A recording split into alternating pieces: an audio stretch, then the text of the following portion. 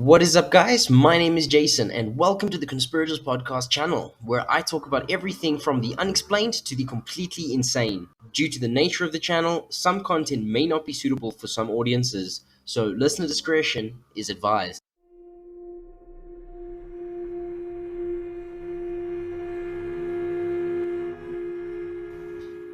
Alright, guys, so this week we are diving into what happened to Kevin O'Fee. Now, it's a bit more of an intense story than the one we listened to last week, but not nearly as intense or scary as some of the stuff that will be coming later on, or as how scary some of the missing 411 cases can get. So stay tuned and remember to keep coming every week to maybe hear more intense and scarier stories that we'll be getting into later on in the series. But for today, let's dive back into the summer of 1985, where Kevin O'Keefe, an avid outdoorsman, an outdoor enthusiast, a rugged camping, hiking enthusiast, was deciding to plan his dream hiking and camping and outdoor adventure. So Kevin himself, from Sacramento, California, loved hiking and camping, and decided in the summer of 1985 that he always wanted to go hiking and camping out in Alaska, and decided to do some research and plan this dream trip of his. And he found a place called Glacier Bay National Park. Now, Glacier Bay, even by Alaskan standards, is a completely rugged, wild, and remote location that's really out there when it comes to these outdoor exploration adventures. Definitely for the outdoor enthusiast side of things. So now Kevin, obviously planning the trip and everything, decided he wanted to go out and get away from everyone, get away from everything, disconnect from society, and just go out and relax and be with himself and nature. So he planned on going alone and doing this trip by himself over a few weeks. So he planned to go and do some classes. So he enrolled and went to these classes that specifically taught you how to survive and go camping in the Alaskan wilderness. Now, because like I said, it's extremely rugged, and he wanted to be completely prepared for when he went. So jumping forward to the 20th of September 1985, Kevin flew out from Sacramento in California to Juneau in Alaska to eventually make his way up to the Glacier Bay National Park. Now, on arrival, he went obviously to the park's headquarters to introduce himself to everyone there and all the rangers, to obviously explain what he was doing there, what he planned on doing, that he was going up there alone, staying by himself, and, just to obviously make everyone aware that, he was up here and he was going over to a point called Wolf Point, which is out by the water. So obviously I think there's like a mass body of water out that side with the streams that came off, and there was a campsite out in Wolf Point, just up one of the streams from the main body of water. And he obviously explained how he's going to go be up there for like about 3 weeks, and he planned on leaving around the 10th of October, just so that everyone was aware that, that he was out here for 3 weeks on his own and where he'd be staying, just so everyone knew where he was and stuff like that. Now, obviously, for the reasons he had come out there, no one heard from Kevin during this expanse of time over the few weeks he was there, but this didn't surprise anyone, as he was there to get away and disconnect. So it wasn't surprising when no one, family or the Rangers or anyone, actually heard from him. Now, around the 8th of October, a couple of weeks later, like nearing the time of when he wanted to go back, the Rangers were out on patrol, going around looking at Wolf Point, and they decided, to take a bit of a detour up one of the paths, or the streams or rivers, or whatever it was, towards where they knew Kevin would be staying, just to check up on him, see if everything was all right and how he was doing. So they obviously made their way up towards the campsite, like up through the stream, around all the bends, and they came around the bend, obviously, to where the campsite was that they knew Kevin would be staying at. And immediately something was off. They could see something was wrong. It just didn't seem right. Something just seemed off. And so they headed up and beached and disembarked at the campsite where Kevin should be staying, right down by the water's edge. And the first thing they noticed was that Kevin's tent hadn't been or wasn't sitting in the flattened, marked out, designated camping area where you would, obviously go and put your tent up and, place all your gear. But instead, his tent had actually been like almost pulled down and placed on the beach, like right down by the water. And this was weird and not normal. Like an outdoor camping enthusiast would know not to put your tent right down by the water, as obviously for certain reasons, obviously because of the area or where it was, the water levels, whatever it may have been at the time. But there's a designated camping area and a designated marked location for a reason.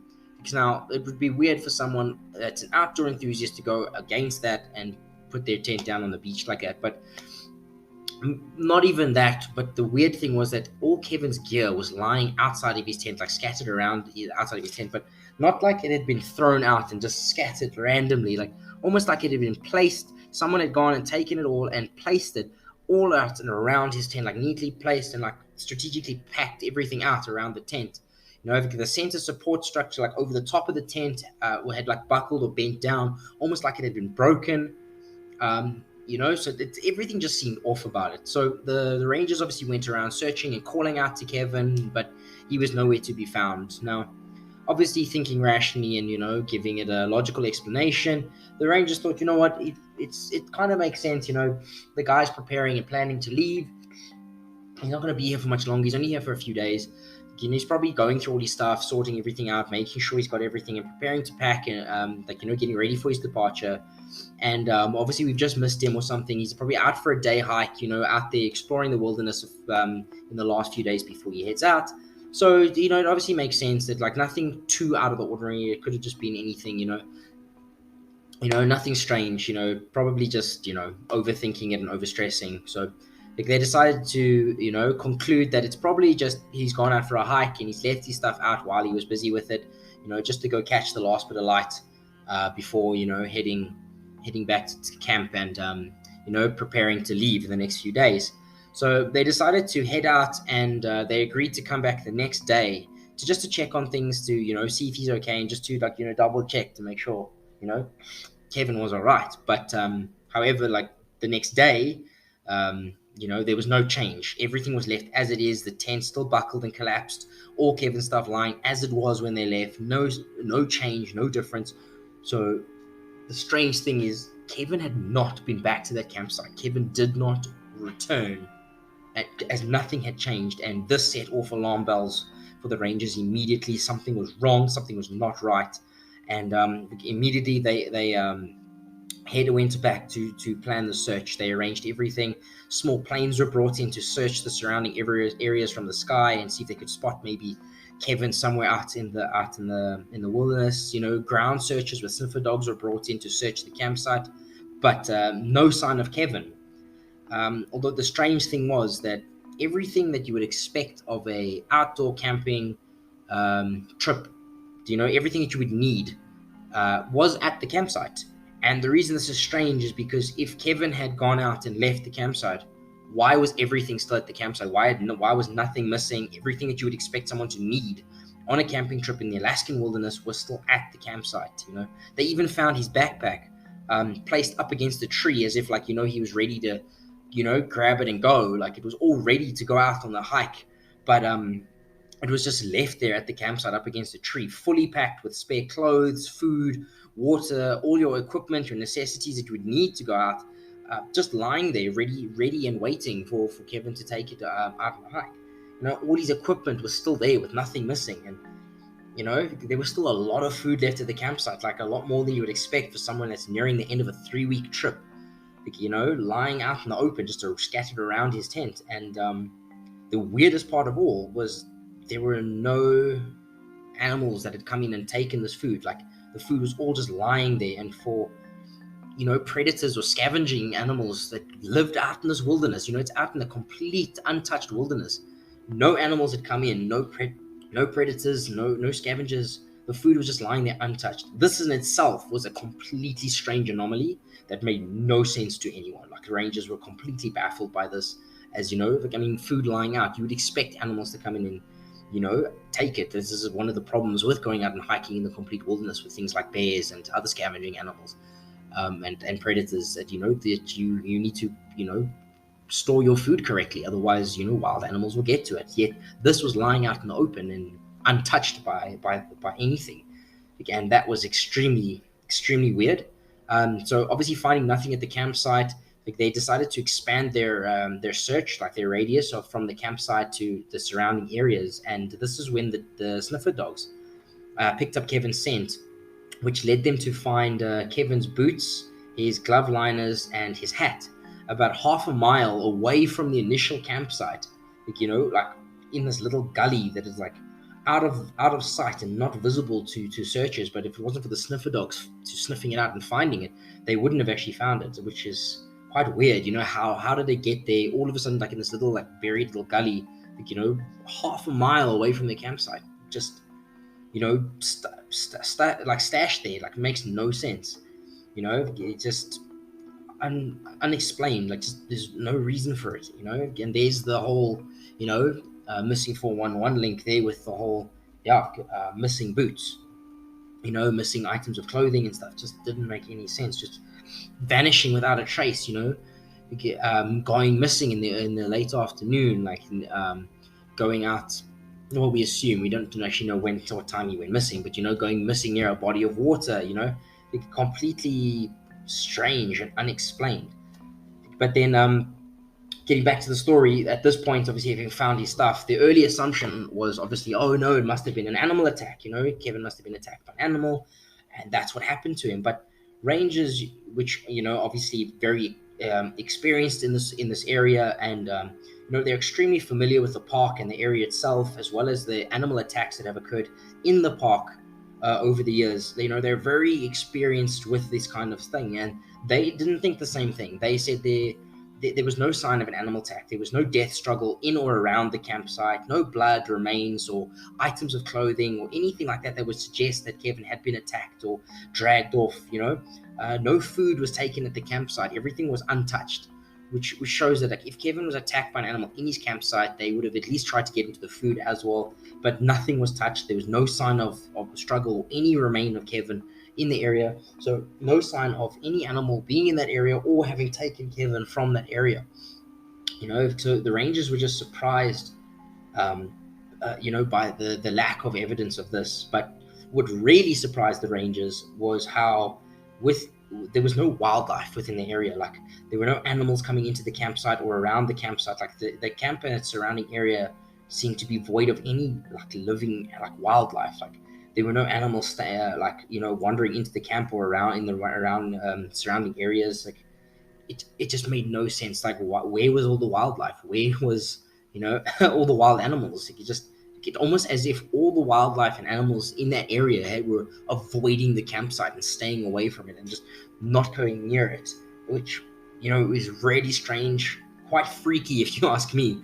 But it makes no sense, and it's just something that's very uncomfortable and like doesn't sit right with me personally. And I just think that's why are the animals, like, animals have a very acute sense to like danger and things happening. That's why when natural disasters happen, like, the animals are seen leaving the area and leaving the surrounding location and stuff like that. Animals just seem to have that like sixth sense that they can almost tell, because that's why they say like animals are a good judge of character and stuff. They just like sense things.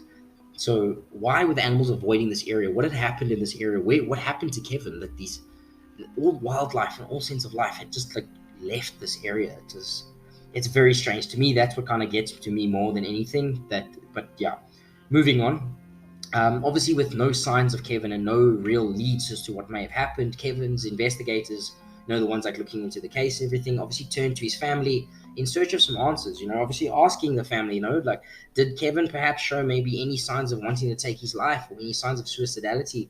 In the moments leading up to his trip and stuff like that. And his family had to confirm with him that Kevin was very happy.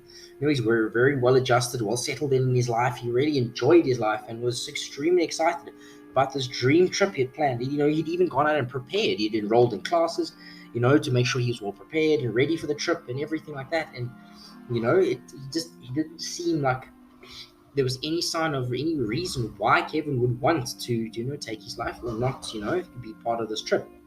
I mean, be part of, his family life and everything like that. He didn't seem like there was anything that would, lead towards saying, no, Kevin wanted to, take his life. And, it's just very strange and, doesn't really make any sense whatsoever. But Moving further on from that, the after a few days of all of this, and not having any leads or anything like that, they just decided, it was time, and unfortunately, you know, Kevin's case was closed, and they stopped looking for him, and they had to just come to terms with the fact that Kevin had simply vanished, and he was nowhere to be found. Just due to the fact that there was no trace of him anywhere.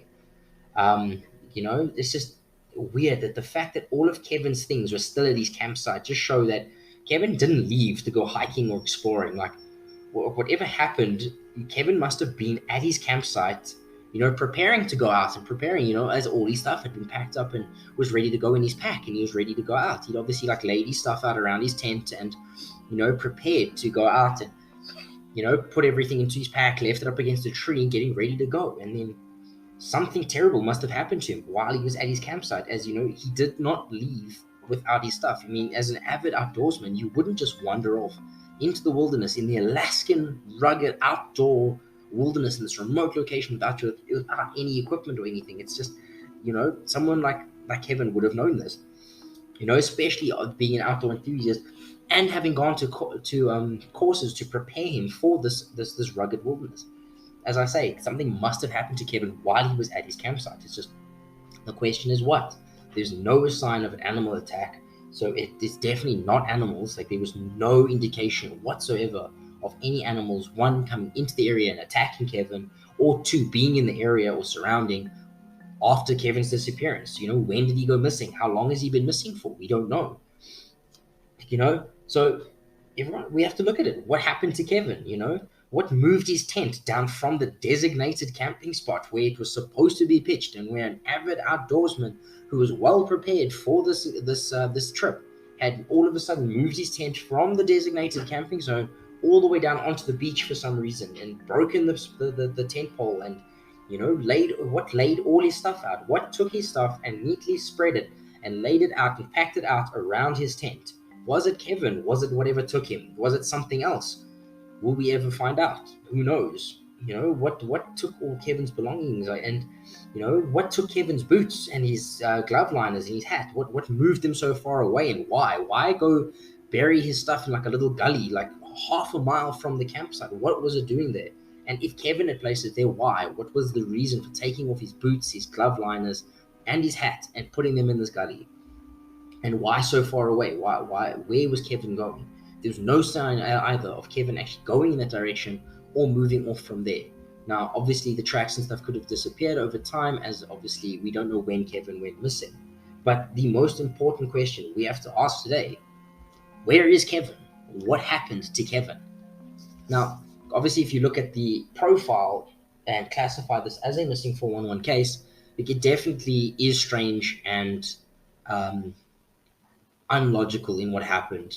On the intellectual spectrum, Kevin would definitely be placed up on the higher end of that spectrum. Kevin, as being an avid outdoorsman, having thoroughly planned and prepared for this dream trip of his, being an avid outdoorsman and hiker and camper, he must have been on the high end of that spectrum, having been so well versed in what he was doing.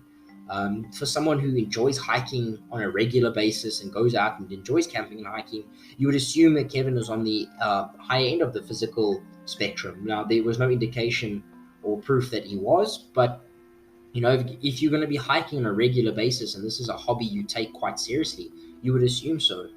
And yeah, there was no sign of geographical clustering or inclement weather, prohibiting searches or anything like that. But he did go missing near a large body of water, which obviously ticks another box of that profile. Unfortunately, Kevin was not found, so there was not really any serial narratives or causes of death or anything like that. They never found his body, so he wasn't found in a already searched area. But he did just simply vanish without a trace. No sign of where Kevin went, what happened to him, or where he is now. Kevin just simply disappeared off the face of the earth, and no one knows what happened to him. The canine units were able to find his scent, but only up until the point of where they found his belongings. After that, there was no sign of Kevin or his scent anywhere else. And that was only once they'd expanded the search did they find his items, meaning there was no obvious scent trail or tracks leading from the campsite to his items that the sniffer dogs or canine units could pick up on, which is quite strange in itself. And obviously, another one, missing shoes. His items of clothing were missing, and amongst that were his boots. Now, why would someone take their boots off? No one knows. But again, it's part of the curious mystery behind the missing 411 cases. Is it a case that Kevin was just careless? Did he succumb to hypothermia? There's no sign of criminality or any animal or person entering the area, and being so remote and desolate and out there, criminality doesn't seem like the cause here. But suicidality could definitely be a factor here. That could definitely be one of the leading factors here. But as we said, Kevin's family said that they had no sign of it. There was no you know there was no indication that Kevin was at that point in his life. So what could there have been? Extraterrestrials, Bigfoot, Glimmermen, cave creatures, dimensional rifts? Who knows? To this day, still no one knows what happened to Kevin. Where did Kevin go? Will we ever find out? Who knows? But that's it for today's story, guys. Thank you for listening with me. I'm glad to have you guys with me again. Remember to just share this with your friends, and bring everyone on board. Stuff to talk about either at school or at work, or on the car ride on the way to work, or wherever you're going. I really do appreciate all the support, guys. Come back next week as well. I'm going to be trying to upload every single Friday morning. So stay tuned, guys, for more exciting stories coming in the near future. Thanks again, guys. That's all for today. So for now, thanks for joining me today. Please don't forget to leave a review of the channel on your preferred listening platform. It really does help out the channel, and I appreciate all the support. Thanks for listening today, guys, and I'll catch you all here next time. Bye for now.